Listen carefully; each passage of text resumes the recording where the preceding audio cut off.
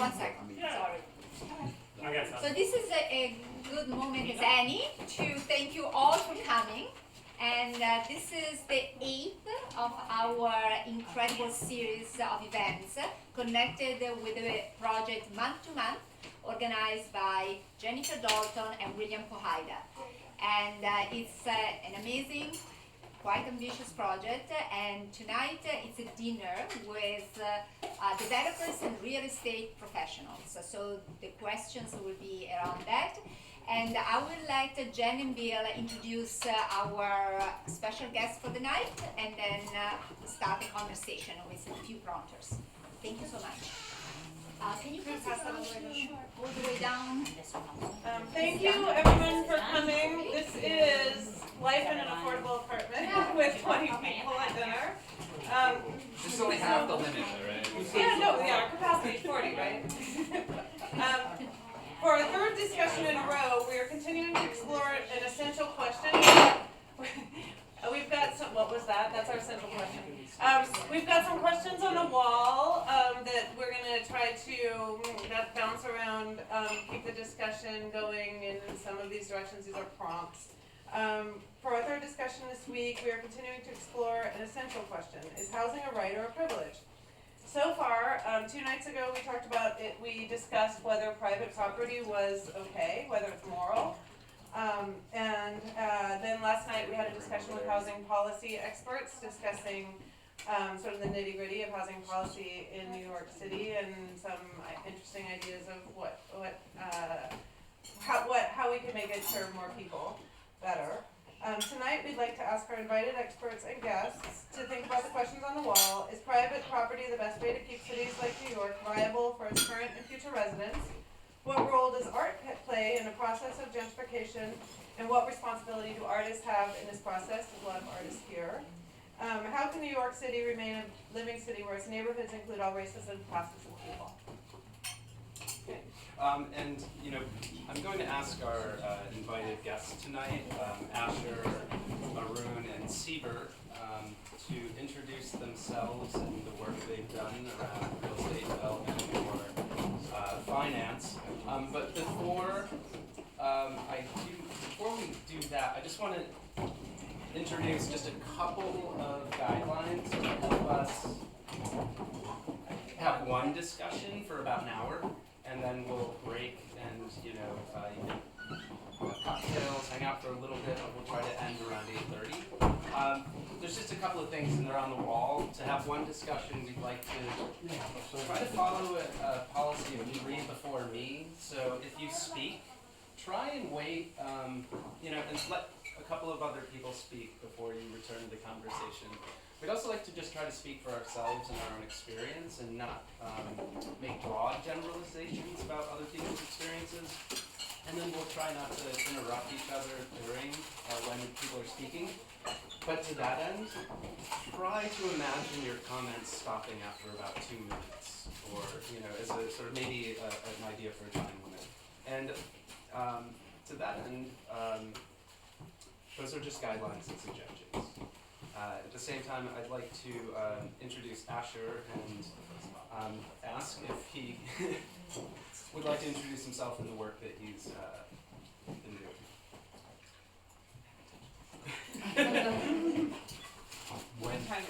Go ahead. Yeah, we can.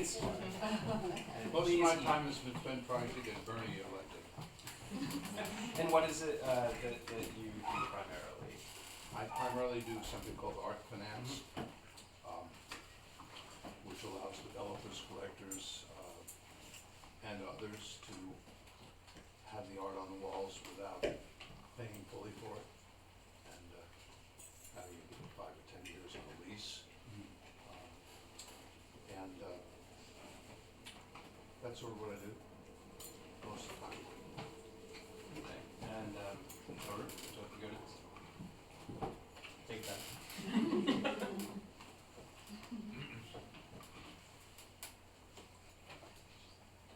Hi, my name is Arun Sundarajan. I'm a professor at New York University. I have no accomplishments in real estate.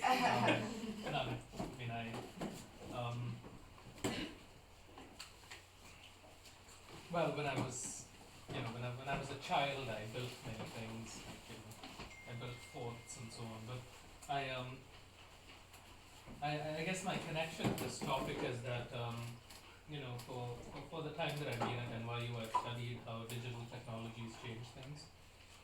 Over the last 5 years, I've spent a lot of time trying to understand something that people call the sharing economy, which is often sort of one slice of which is closely tied to real estate. I wrote a book about it last year called The Sharing Economy, just so that it's sort of easy to find.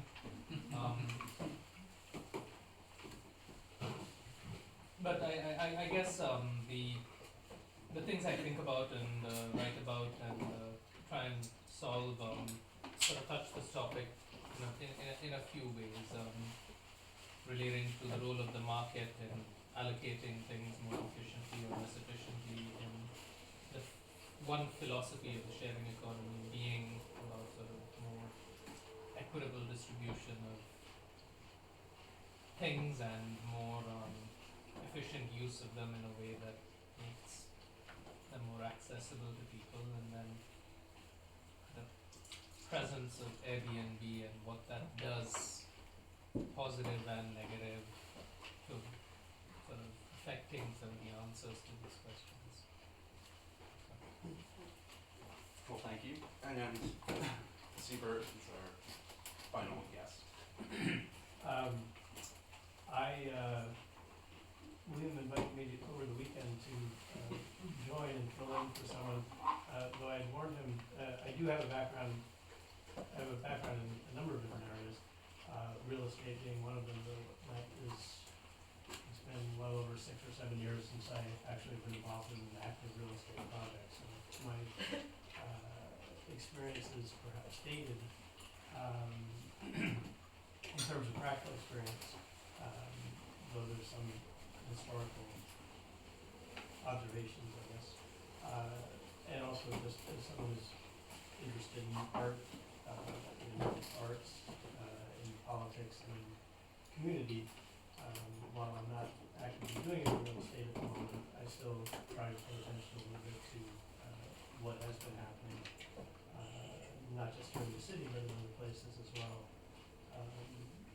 And like many people here, ponder the question of affordability, communities. What does a durable city imply, or suggest rather, for the future of a place where prices continue to rise, and as Arun was speaking, it's how to think, although I haven't read his book or any of his articles, in terms of the sharing economy, it would appear that there hasn't been a tremendous sharing in terms of the distribution of benefits of this economy, certainly in the past 10 years or perhaps longer. So I probably, like many of you, have more questions than answers, but that's I guess why I'm here. So we can really start anywhere with anyone. This is going to be a very informal discussion. One thing that comes to mind immediately is I don't think, aside from James, who's very contrarian and didn't take a position, which is a funny thing for a contrarian to do actually, but I feel like every person here indicated that they think housing is a right and not a privilege. And so I think about how far our reality is from that hope or belief, and one thing to think about would be what can we do to get closer to it?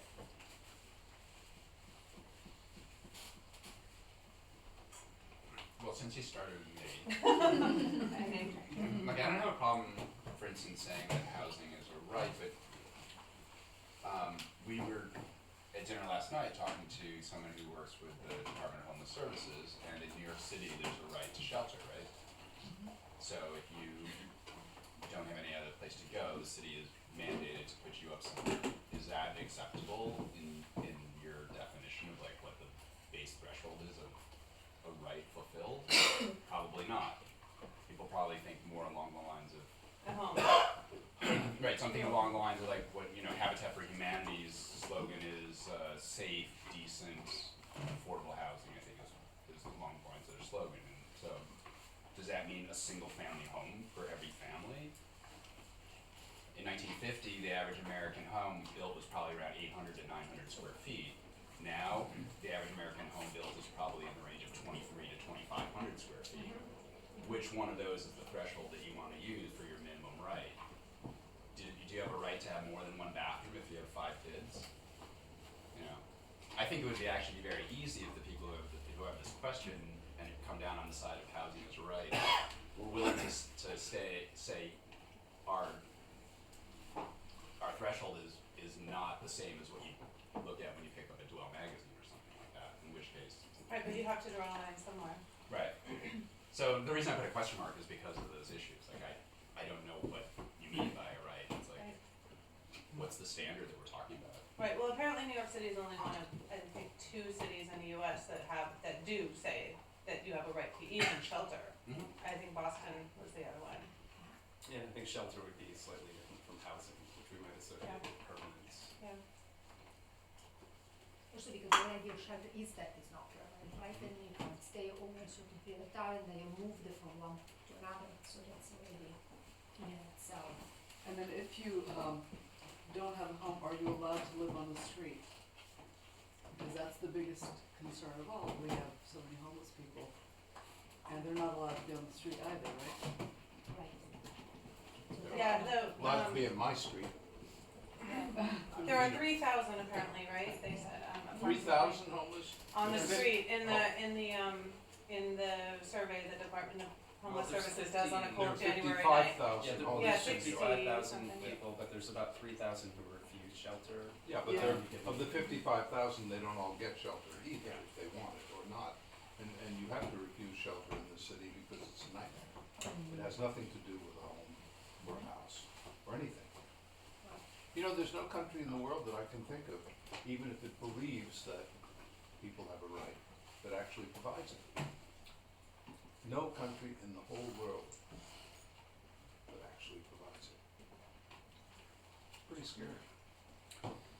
I'd want to qualify though, provide, like I think the precedence that we set post-war was that we wanted to give people the opportunity to have a home. I'm not saying that we do it well today, but there were definite attempts made at the federal level. At this point, we're talking like 65 years ago. But there's the Mitchell-Lama program, which is the first thing that I think of in New York City. As much as I don't like Levittown, it was an attempt to provide for a population that was exponentially growing at that point. I was there. And I wasn't. I know. And I can tell you, it had nothing to do with people, it had to do with money. In what way? Levitt was just a monster Mhm. who was able to create housing inexpensively that fell apart and sell it relatively expensively for what it was. So, I guess that does bring it back to possibly that question, is private development then the best way to kind of keep New York City a living city, to keep it viable for its current residents and its future residents? Because the de Blasio administration has really tied all of its affordability hopes to private development and then preservation of existing units. I think that you have to take it in a very micro way. I did the